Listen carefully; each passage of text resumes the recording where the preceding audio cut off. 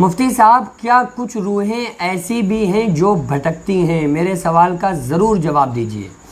دیکھیے مرنے کے بعد جو روحوں کا جو مقام ہے، پہلے آپ یہ سمجھ لیں کہ روحیں رہتی کہاں ہیں، پھر وہاں سے آپ کو انشاءاللہ سب کلیئر ہو جائے گا۔ جیسے ہی روح کو نکالا جاتا ہے نا، تو روح کے دو مقام ہیں۔ اچھی روح کا ایک الگ مقام ہے، بری روح کا ایک الگ مقام ہے، جس کو قرآن مجید میں اللہ تبارک و تعالیٰ نے ارشاد فرمایا کہ وما ادراک ما علیون، تمہیں کیا معلوم کہ علیین کیا ہے؟ کتاب مرقوم، لکھا ہوا ایک دفتر ہے۔ اس کی علماء نے، مفسرین نے تفسیر بیان کی ہے کہ یہ لکھا ہوا دفتر بھی ہے، اور یہ وہ جگہ ہے جہاں پر نیک بندوں کی روحوں کو رکھا جاتا ہے۔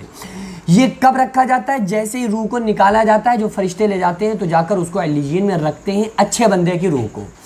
برا بندہ، گناہگار بندہ، بے نمازی، فاسق، فاجر، کافر، اس کی روح جب نکلتی ہے تو اس کے بارے میں اللہ تعالیٰ نے ارشاد فرمایا وما ادراک ما سجین، تمہیں کیا معلوم کہ سجین کیا ہے؟ کتاب مرقوم، لکھا ہوا ایک دفتر ہے۔ علماء نے فرمایا کہ اس سے مراد جیل خانہ ہے، قید خانہ ہے۔ عربی میں سجین جو ہے نا، سجین عربی کا لفظ ہے، قید خانے کے سجین کے معنی ہے قید خانہ، یعنی کہ جیل۔ تو جو برا بندہ ہوتا ہے اس کی روح کو لے جا کر سجین میں قید کر دیا جاتا ہے۔ تو اب آپ کے سامنے یہ کلیئر ہو گیا کہ روح جا کر اچھے کے علیین میں رہتی ہے، برے کی سجین میں رہتی ہے۔ اب سوال یہ پیدا ہوتا ہے کہ کون سی روحیں بھٹکتی ہیں یا روحیں نہیں بھٹکتی ہیں؟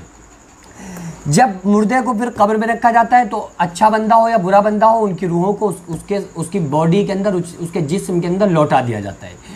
پھر اس کے بعد سوال جواب ہونے کے بعد پھر روحوں کے مقام چینج ہو جاتے ہیں۔ کچھ نیک بندے جو بہت زیادہ نیک ہوتے ہیں، ان کی روح کے بارے میں آتا ہے کہ ان کی اعلان کیا جاتا ہے کہ اس کی روح کو پرندوں کی پوٹوں میں رکھا جائے۔ جو جنتی پرندے ہیں نا، جو جنت کی سیر کر رہے ہیں، تو حکم ہوتا ہے کہ اس بندے کی، نیک بندے کی روح کو اٹھا کر پرندوں کی پوٹوں میں رکھ دو۔ تو وہ روحیں پرندوں کی پوٹوں میں رہتی ہیں اور وہ جنت کی سیر کیا کرتی ہیں، آرام سے گھومتی ہیں، نو ٹینشن ہو کر۔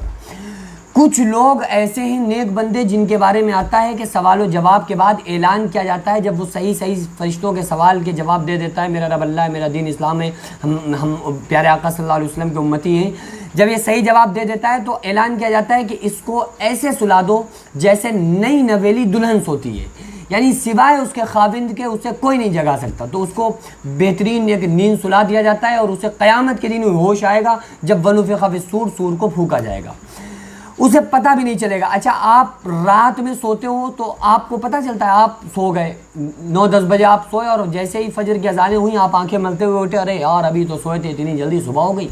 پتہ چلتا ہے آپ کو کہ کب صبح ہو گئی؟ نہیں پتہ چلتا ہے۔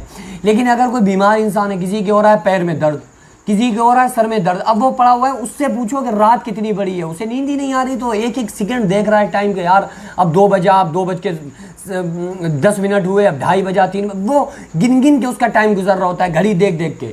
تو اس کو چونکہ تکلیف ہے نا، اس کی رات تکلیف میں گزر رہی ہے، تو اسے بہت لمبی رات لگ رہی ہے۔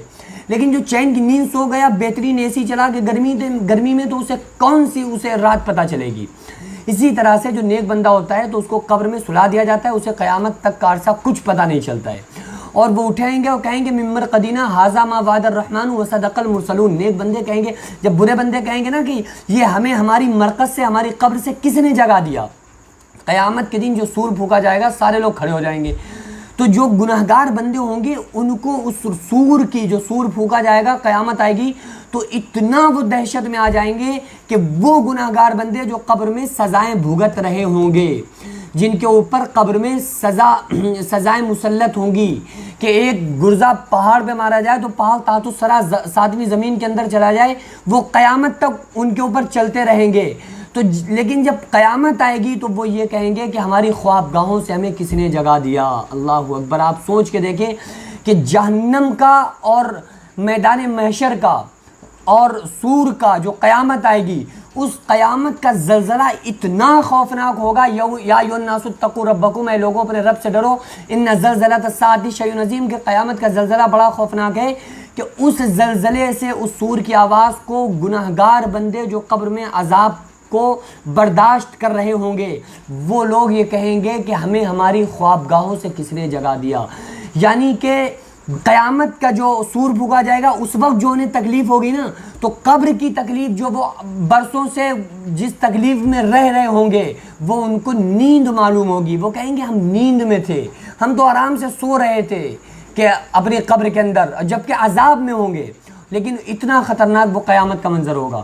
تو ان کے جواب میں نیک بندے کہیں گے کہ ھذا ما وعد الرحمن وصدق المرسلون. سورہ یاسین کا ترجمہ ہے کہ یہ میرے رب کا وعدہ تھا کہ یہ ہونے والا ہے، ہم ایمان لے آئے اور نبیوں نے رسولوں نے سچ کہا تھا تو ہم نے ان کی بات کو مانا اور ہم ان کے پیچھے چلے، اللہ نے آج ہمیں کامیاب کر دیا.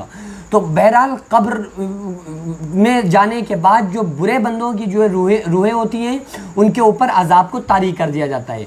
اچھا، ان کی روح کہیں بھی رہے، علیجین میں رہیں یا سجین میں رہیں یا پرندوں کی پوٹوں میں رہیں یا سلا دیا جائے، لیکن اس کی روح کا تعلق، مردے کی روح کا تعلق اس کے جسم کے ساتھ ضرور رہتا ہے.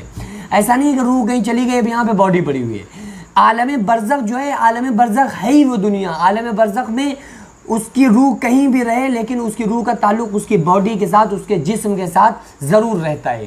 بہرحال کہنے کا مقصد اور ان ساری باتوں کا مقصد ایک ہی نکل جاتا ہے کہ اگر ہم نے دنیا میں اللہ اور اس کے رسول صلی اللہ علیہ وسلم کو راضی کر لیا اور اللہ اور اس کے رسول صلی اللہ علیہ وسلم کو پا لیا تو خدا کی قسم ہم کامیاب ہیں. اور اگر اللہ اور اس کے رسول صلی اللہ علیہ وسلم کو نہیں پایا تو جیسے ہی ہماری موت کا وقت آئے گا اس وقت سے جو ہم خسارے میں، نقصان کی طرف جائیں گے، اس نقصان کی کوئی تلافی نہیں ہو سکتی. اللہ رب العالمین سے دعا کریں کہ اللہ تبارک و تعالی ہم تمام لوگوں کو شریعت مطہرہ کا پابند بنائے، قبر کے عذاب سے ہم لوگوں کی حفاظت فرمائے، پلصرات میں میدان محشر کی سختیوں سے اللہ تعالی ہم تمام لوگوں کی حفاظت فرمائے، اور جو لوگ اس دنیا سے رخصت ہو چکے ہیں اللہ تبارک و تعالی ان پر رحم فرمائے، کرم فرمائے، ان کی بخشش فرمائے اور ان کو جنت الفردوس میں اعلیٰ سے اعلیٰ مقام عطا فرمائے. وما علینا الا البلاغ. السلام علیکم ورحمۃ اللہ.